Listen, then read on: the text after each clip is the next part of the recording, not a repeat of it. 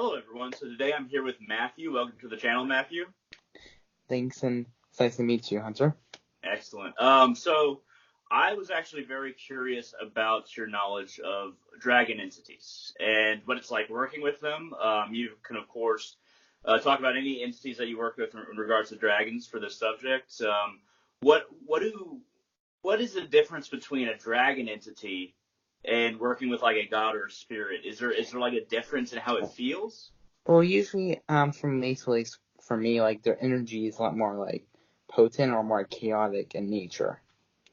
Because if you're not careful, a lot of stuff can actually happen in your environment.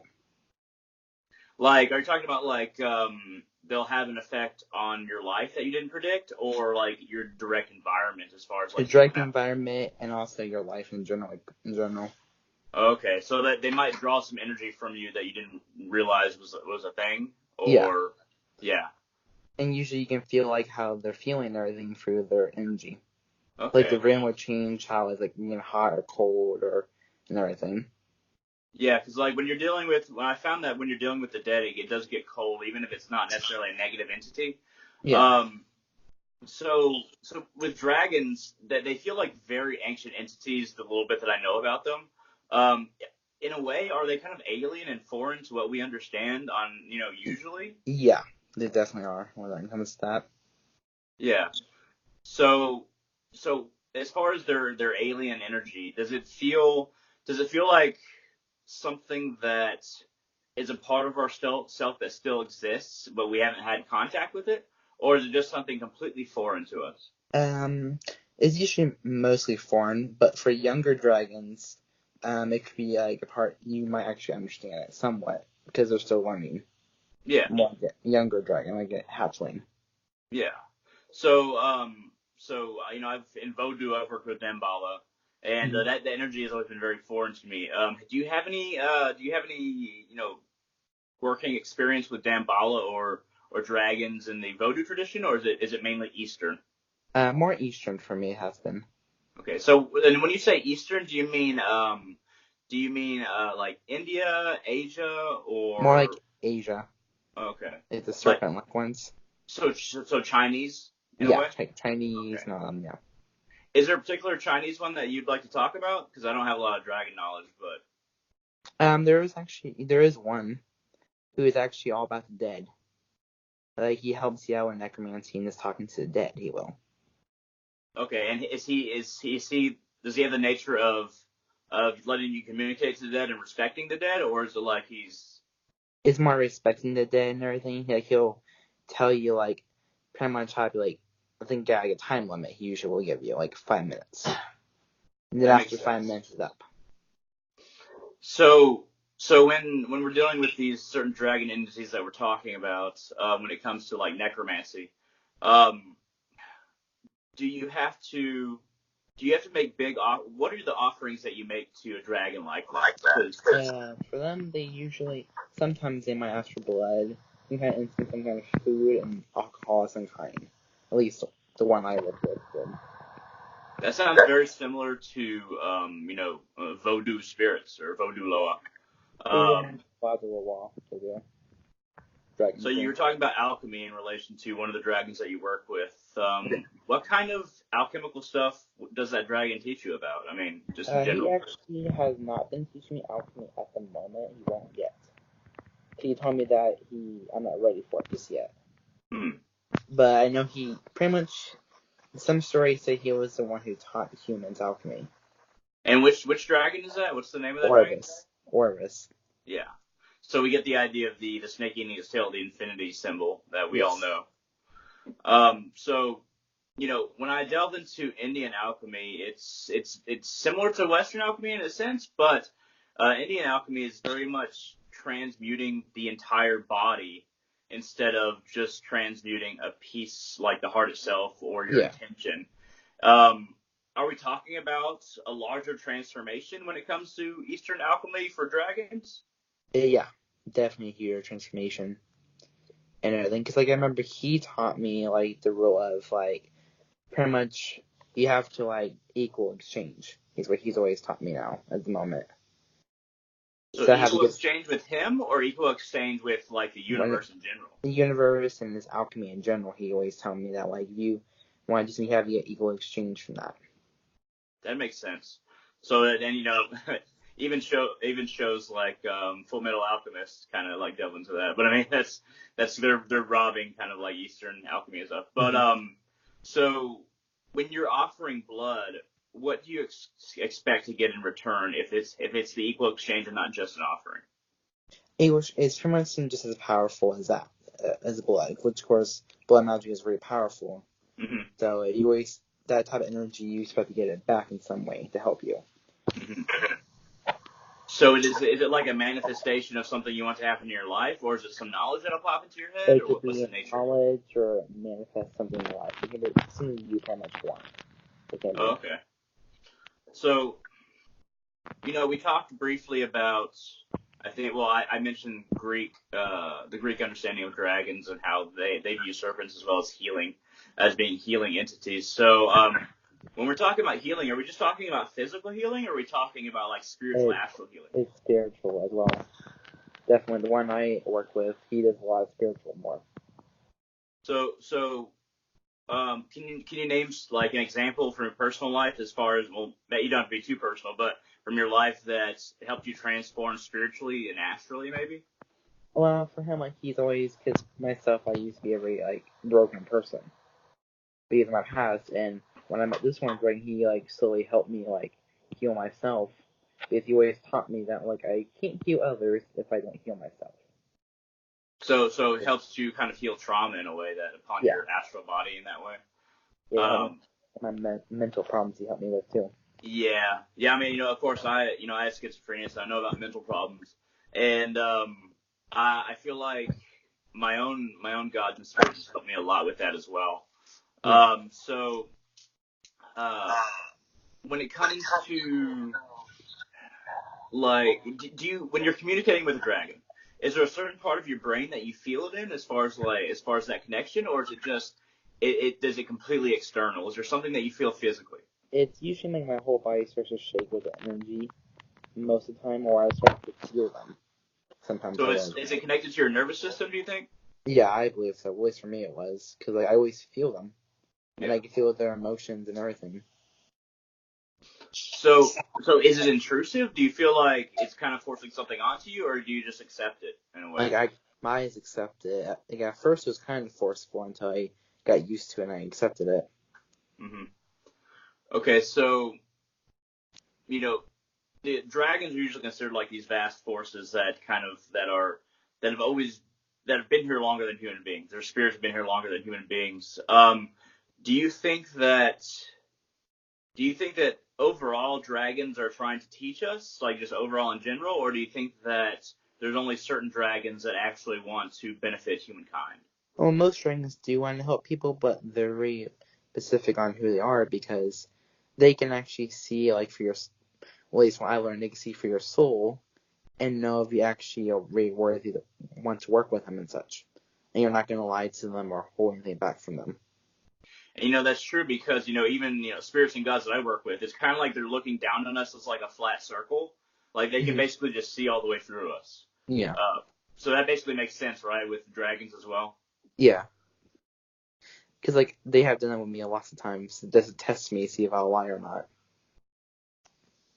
And it can actually, for a lot of people, it can be kind of scary, even when it comes to gods and spirits, and I imagine dragons as well, because there's no lying, there's no putting up a false front. It's like Yeah. they can see everything that you're doing inwardly. And does that ever make you feel uncomfortable, or have you just kind of Mm. accepted it? I kind of like accepted it because then I can actually speak how I truly feel.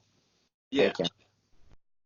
And a lot of the times, if you don't have to tell exactly what you feel, but they actually just see what you feel, it actually makes the whole exchange easier, assuming that you're somebody who's being honest. Yeah. Right. Yeah. Because like I kind of saw firsthand how what happens if you actually try to lie to a dragon. Because What I'd seen happens? someone. They pretty much just spit fire right back at them, that nastiness right back at them, and just made fun of them, saying, "Okay, you're gonna do this. We're just gonna mess with you for a little bit until we leave." But they just mess with them. Yeah, that makes sense. Because like I guess they have full access to our astral and physical forms, right? If they Yeah. really want to get Oh yeah, they can. in.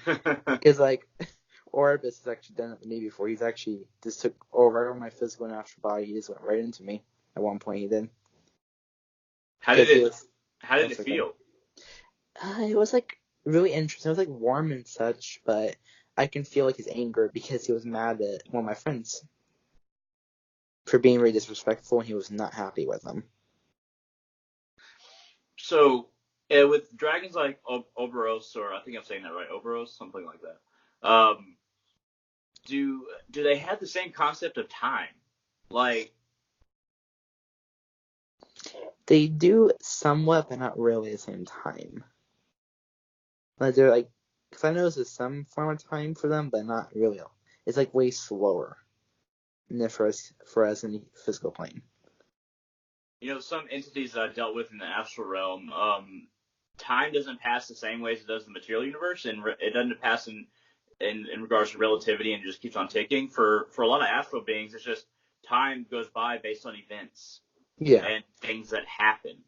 It's not about like you're gonna decay or things are gonna happen even if you don't act or you're not exposed to an action of another being. Um, does that sound similar to how dragons perceive time? yeah, Yeah. yeah, definitely. Because like actually, this one dragon I work with, she's actually all about time and such. Like that's all she's very big on. So you know when we think of we see a lot of different kinds of dragons throughout different folklore, and in the Nordic tradition, which I'm a part of, the Asatruar. I'm an Asatruar, but I'm part of Asatru. We see Jormungandr, which is also shown as eating his tail and being the dragon of time. Yes. He's basically the one that kind of encircles the world, but it's like the material universe is encircled by time, and you're not really beyond it while you're in the material plane, unless you kind of go beyond it. Um, so you know, is there an enemy that the dragons that you work with have? Is there like several enemies, or what would be an enemy to the dragons? Hmm. Because like for me so far, I haven't noticed really an enemy, well, at least for the ones I work with, because I get along quite well with like everything I've seen so far. But I know they don't really like people who are disrespectful though. That's what I notice. Because they have lots of pride. Have you ever worked with or heard of Sorath? I have not. Well, count yourself lucky. But Sorath is. I mean, I'm not sure how familiar you are with the Norse pantheon, but Sorath is kind of like the lead fire giant kind of force Hmm. that has the obsession with basically bringing destruction to the material universe. So that's a form of dragon that if I did work with dragons, I wouldn't work with him. And he's called the uncle of Loki. We were talking earlier, and it sounded like some dragons like to speak in riddles. Yeah. The ones that you deal with, are they trying to trick you, or are they just trying to test you? Test me, but Orbis, he likes to be a trickster sometimes, and they try to trick me sometimes, just for fun of it. Can you give an example? Like one day, he was giving me a riddle, but the funny part of this riddle was there was no answer to it. And he kept on, what he would do was, he kept on, like, biting onto me. He'll bite me. Every time I would get the answer wrong, he would say. And, like, he just used to mess with me, just making me think there was an answer to it, when in reality, there was no answer. Because he was just being a little jerk. So it sounds like you're just kind of having fun with you. Yeah, he does that a lot with me. He loves to have fun with me. Like, sometimes, like, I'll be sleeping, he just bites me randomly, and just wakes me up. And Just a for the lot of heck of people are it. gonna ask, when you say biting, are you talking about like you feel this energy drain, or do you feel this pain, or Like, what is the sense? I'll feel a sensation of getting bit somewhere. Like I'll see him for like a second or feel his energy, and then I'll feel him bite me somewhere, like gently, like to get my attention. Does do you feel like when he does bite you, you learn a little bit more as far as like, do you feel like the whole process was beneficial in some way? Oh yeah, it is because I notice with him when he bites me, because like I have lots of problems with pain in general, my body. And I notice when he bites, wherever he bites, it seems like that pain goes away. Hmm. which I which I've been told it might be venomous, but I'm not for sure. Yeah, and well, we're talking about venomous in the sense of these vaster beings. We're not talking about like literal poison, right? No. We're talking more about an astral version of the same thing. Yeah, astral version of it, like, 'cause like it numbs my body completely. Yeah. So when you view Oberos, for instance, like can you can you tell us a little bit of what he looks like? Well, for me, he's actually green. He shows us like a bright green color, and he's usually, he'll talk, but he'll still have his tail always in his mouth. So somehow he's still able to talk even though he has a tail in his mouth, and it's very interesting. It's almost like the tail is his tongue in a way, in the sense that it kind of completes his energy and is able to Yeah. vibrate it out. I'm getting the sense. Um, oh, and before we end the video, is there any recommendations as far as when you deal with dragons for other people out there? Honestly, just be really just be like respectful to them and just don't lie to them and such. And they'll come to you if you really do want to work with them. Yeah. It's just gotta be So really disciplined. when you want to work with a dragon, what kind of thing would you do initially? Would you get would you make a shrine, make an offering, or would you Mm, just reach out internally? Just internally, just like do a meditation and just call out to like a dragon, for a guide or such. Hmm.